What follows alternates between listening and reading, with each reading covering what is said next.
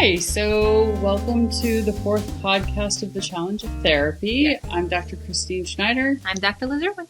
And the topic of today is rescue versus support, right? Mm-hmm.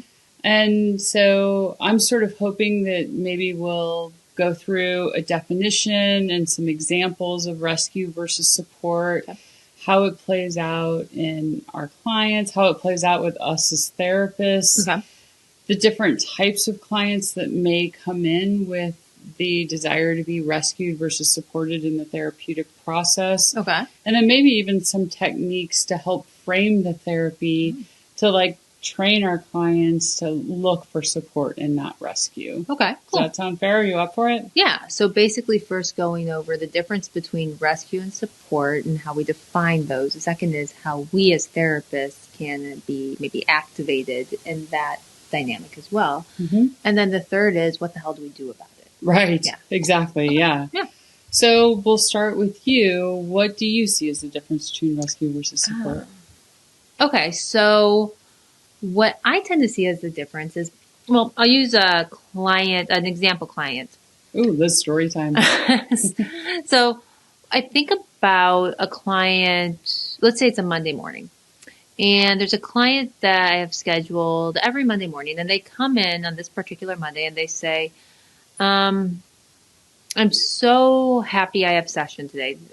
I'm so happy that we didn't get snowed out, right? Mm-hmm. And it's because my boyfriend broke up with me on Saturday night, and I've been holding my breath, just panicking and sobbing and stuck in bed, waiting for this session. Okay. So boyfriend breaks up with her Saturday night. Uh-huh. She sort of does nothing until session.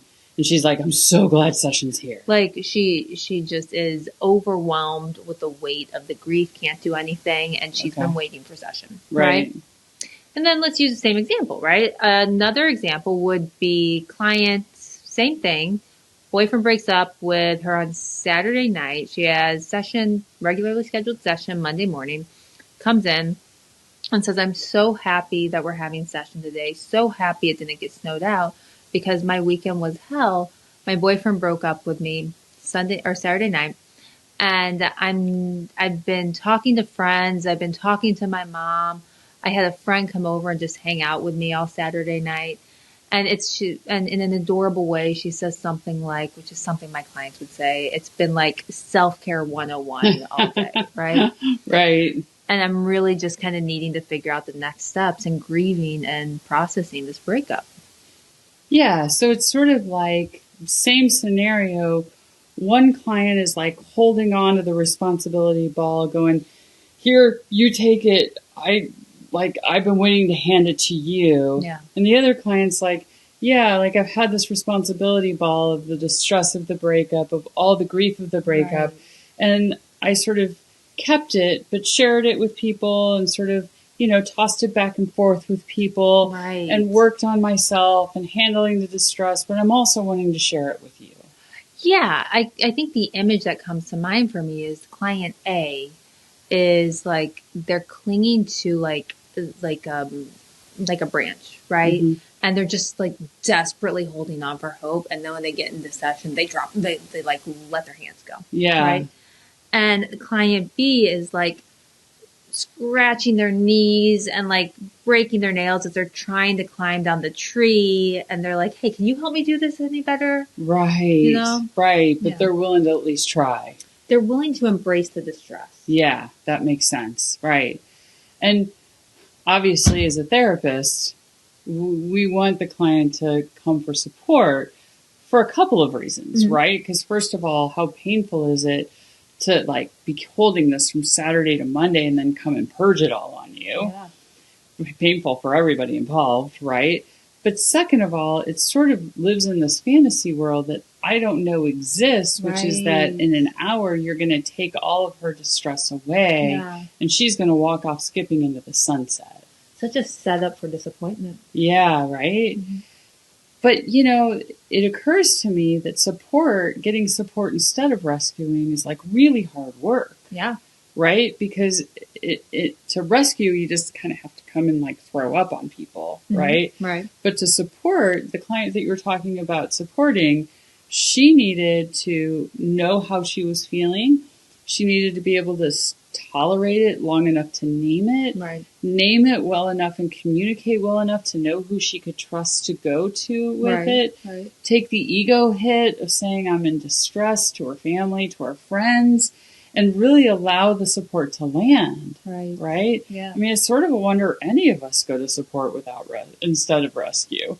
Right? Well, it's hard. It's so interesting because what you said was the client you were talking about supporting. And I thought, well, that's really interesting because that's going to be the therapist side, right? How do I show up to support them? Right. But the client that came in saying, I'm open for support was the one that's already like, I've been running this marathon and I'm already scraped up. Do you have a water for me? Right. You know? Right. Well, and you're saying like, well, and we're talking about what's the difference in the clients, but, you know, as a therapist, I've certainly fallen into the rescue trap as well. Yeah. Right? Yeah. I mean, we'd like to think, or at least I'd like to think that I can handle the distress all the time. Right. Clients sometimes struggle with it. Right. But, you know, one of my first examples of being a therapist, I'm in an internship. I'm working with domestic violence clients. A domestic violence client comes in and is telling me she's been threatened with her life that morning by her partner. Wow. There's guns in the house, you know, just all kinds of things that are terrifying. Right. Halfway through the session, I stop listening and start pulling out referrals for shelters. Right. And she looked at me offended and she's like, what are you doing? And I was like, you need to go to a shelter. And she's like, I'm not going to a shelter. Oh, wow. And there was this mismatch, right? Because I couldn't handle the distress that she was going to go back to that. Yeah. And I tried to rescue her in a way she wasn't asking to be rescued, right? I was a newbie therapist. I went running to my supervisor and was like, this client won't even take a domestic violence shelter. And my supervisor, who was rock solid and had worked in this space forever, said, did she ask for a domestic violence shelter? I was like, no, but clearly she was like, why did you offer something she didn't ask for? Right, yeah. And that was a huge lesson for me, right? About like, I think sometimes our clients get into, you know, what we'll probably call as a fantasy bond, which is that if my therapist is good enough, I don't have to feel the distress, right? But I think us therapists can get into that fantasy bond too. But if I'm a good enough therapist, does my client not need to feel distress? Right. Right. Yes. That somehow me offering therapy equals we're going to erase distress for this person instead of me offering therapy as a way to support them in developing the skills to manage distress. Yeah. Right.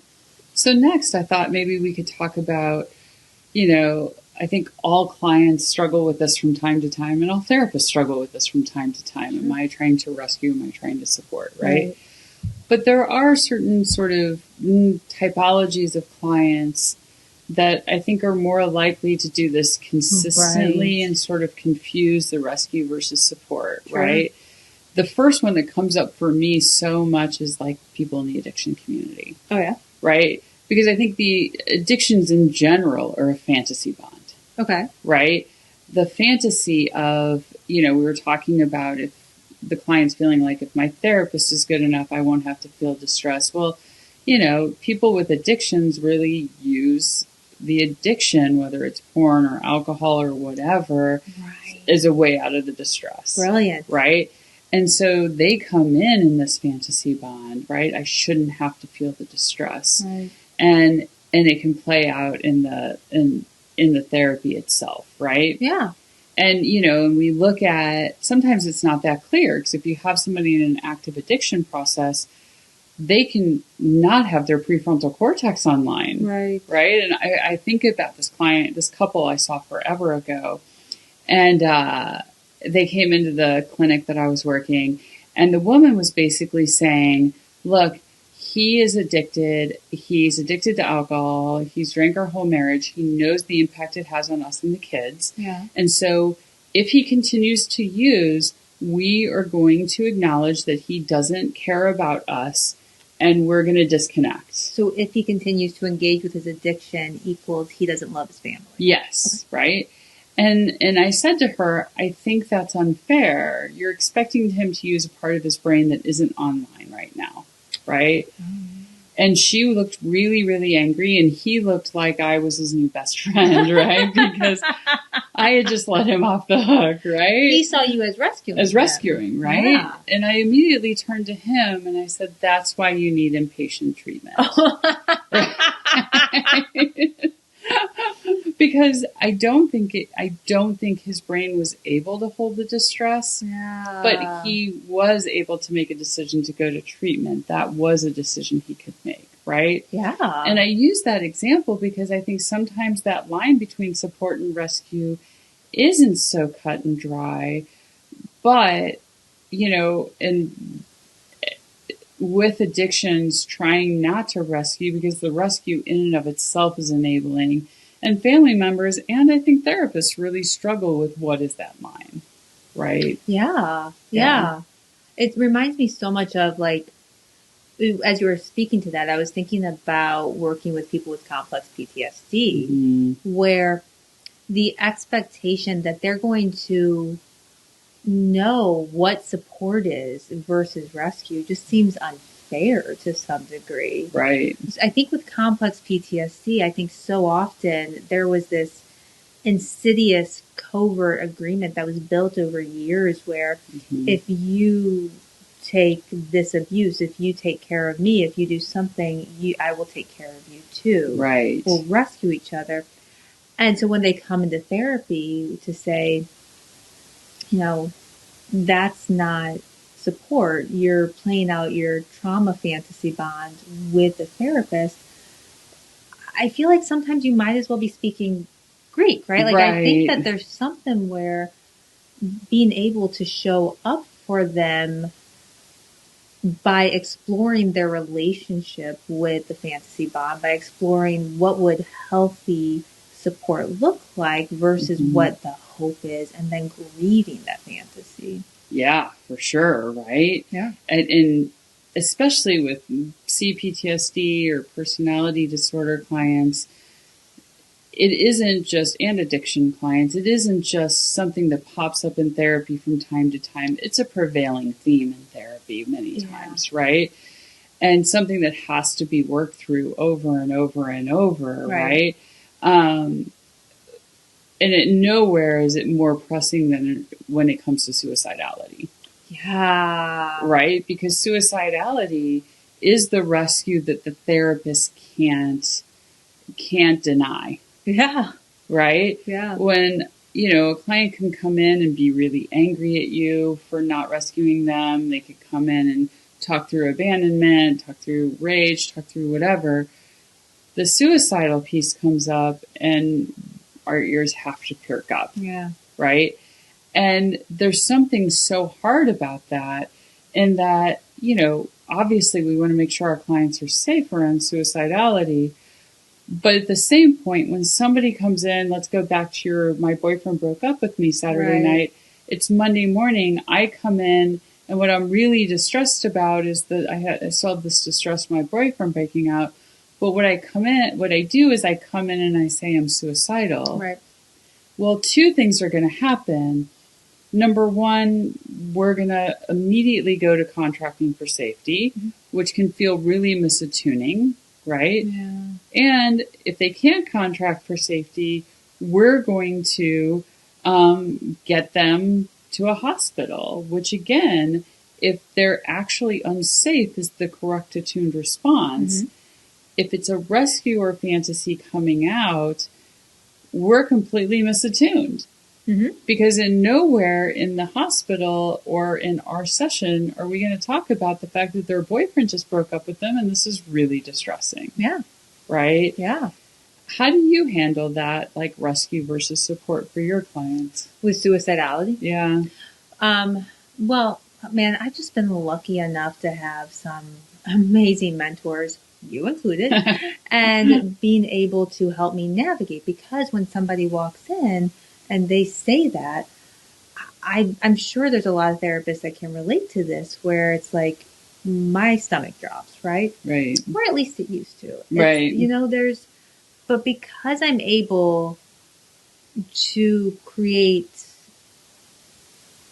because my goal is to create, let's clarify first, right? Like, let's clarify, are we saying I'm unsafe? Because if we're saying I'm unsafe, then we can assess that through the safety assessment, right? Right. And if you're saying that, then we call 911, right? Then we figure out a way to get you to a place where your safety will be supported. Mm-hmm. And man, when that's accurate, people do relax. When they know there's an ambulance coming and they're really scared for their own safety, you see this calm. It's a total attuned response. It's a totally attuned response. Right. And then if they're saying, look, I can commit to safety, but I'm feeling suicidal. Like, okay, so then let's figure out what you're actually meaning. Then let's translate from, maybe to put it differently, the rescue word instead try to put in the feelings word. Uh-huh. I'm feeling alone. I'm feeling devastated.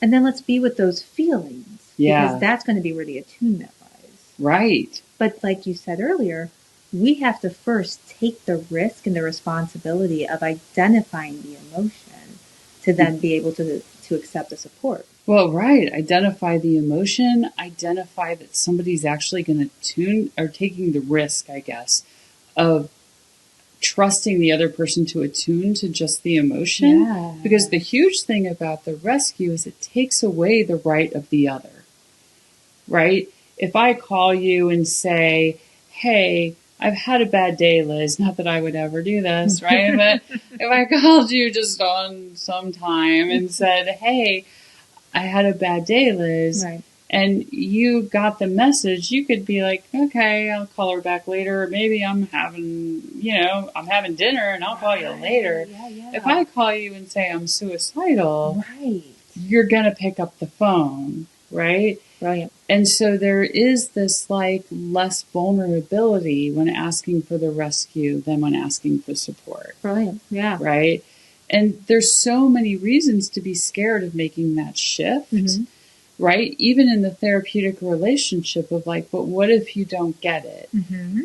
But then the question is, but if I did get it, what would I do? Okay. Right? Because if I want to be rescued, and, and they come in and say, but my boyfriend broke up with me. And I'm like, okay, let's talk through the emotions. They're like, no, my boyfriend broke up with me. I'm devastated. Okay. It's like, okay, like, I don't feel like you get it, Chris. It's like, okay, if I did get it, what would I do? Yeah. And many times that question alone can sort of unravel the like, oh, that rescue really isn't a viable option. There's nothing they can really do to get me away from the distress. Yeah, I can feel that as you're saying it. I feel like so many times clients have come in and I've asked them that question. Like, you don't feel seen. If I actually understood, what would happen? And there's just this moment where they're kind of saying, I don't know, but I'm angry. There should be something, right? Right. I'll think about it. I'll figure it out, right? Yeah, because I think what the fantasy holds, that the cognition, like the narrative, the narration that's going on in this person's head isn't matching that fantasy. The narration is they're just not getting it. The fantasy is, if they got it, I'd feel 100% better. Right. Well, and this idea, and, I always tell my clients, like, it's a really wonderful fantasy for somebody to be able to predict when we're upset, attune to that need exactly, and have it all feel better. The problem is that's only developmentally appropriate until about age 1. Yeah. It's the infantile relationship that, hey, we would all love. Yeah. Except for we don't want the intrusiveness of it. Yeah. And the other thing I really get worried about for our clients who are in this fantasy bond or rescue fantasy is that the people they're going to attract, their rescuers, tend to not be healthy either. It's funny that you said that, though, because what was going through my head as we were just talking about this is it feels like they're coming in bringing this like boulder, right? Okay. But it actually feels like as a therapist is you're seeing this, person who you have a good therapeutic relationship who is telling you, I'm in so much pain, and you are doing nothing but seeing this pain. And so often that triggers in me like this little part that's like, can I rescue them? Maybe I can rescue them. Right. Or if I read the right book, or if I like how many consultation calls do you get? Most of the consultation calls I get from therapists are like, well, I got to figure out this. If I understood this, if I understood that, maybe I would make it go away. Exactly. I need to help this client. And sometimes we even do this to our fellow therapists. We see a client really struggling, and we're like, well, what's that therapist doing? And it's a thin line, because sometimes there are clients that you need more information, that you need more schooling, you need consultation, you need supervision. But lots of times, because we also work with eating disorders, which is another big rescuer fantasy, many times when somebody calls me for consultation, the answer is you're stuck in a fantasy bond of rescuing, and either the client wants to be rescued or you're trying to rescue the client, and we got to switch that to support. Yeah. Right? Yeah. And I always think about this, I do a lot of teaching on self of the therapist, right? And how to structure your first session to train your client to be in therapy with you, right? And one of the big things that I cover in the first couple of sessions is this idea of rescue versus support, right? And the metaphor that I give, helpful or not, I don't know, it makes sense to me, is I'm not a lifeguard, I'm a swim instructor. Okay.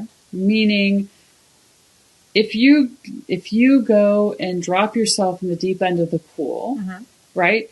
So there's a lifeguard who's going to come save you, right? Their job is to come save you, kicking and screaming. They drag you back to shore, they pick you up, and then they leave. Right. Right? The lifeguard doesn't do anything other than that. Yeah. I know, I used to be a lifeguard, right? A swim instructor, on the other hand, isn't the person who's going to go get you out of the deep end. They're the person who starts you in the shallow end and puts their hand on your belly and says, okay, let's learn how to doggy paddle, right? Let's learn how to breathe. I mean, there's so many similarities of like, let's start with the breath. Let's calm your anxiety. Let's bring you into the pool. Let's get you to feel a little bit more confident with your feelings, right? And so for those clients, and again, I think most clients and most therapists struggle with this idea of rescue versus support occasionally.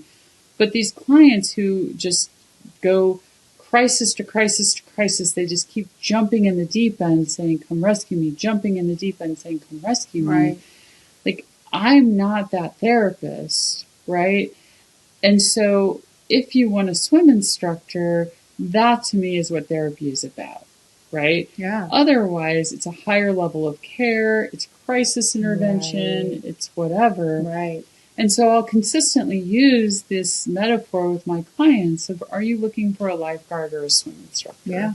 Right? What do you think of that? Or how do you, and maybe you use the same idea, but how do you train your clients for one versus the other? I think I let them know in the first couple sessions that it's not that I have any judgment about being in the place where you are trying to figure out, do I want therapy or am I needing a higher level of care, basically? Like I can help you assess that, but I'm really direct. And that's what I tell my clients. I tell them like, I'm really direct and I'm really blunt because I never want to waste anybody's time.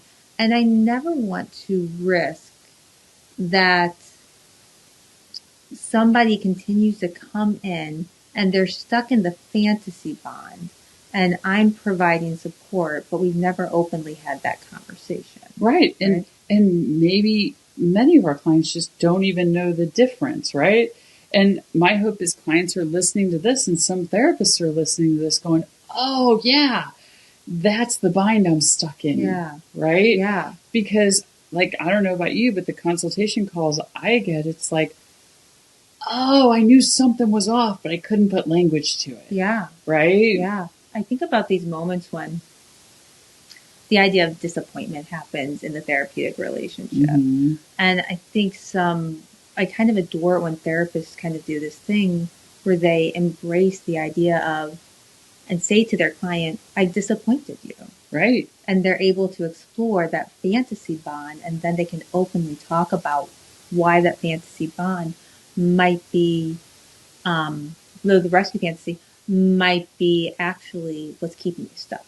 Right. Right. And with couples, you see this all the time, right? That they're fighting because somebody feels disappointed or rejected, and they assume if they feel disappointed or rejected, it's because the relationship isn't good enough and their partner isn't doing the right thing.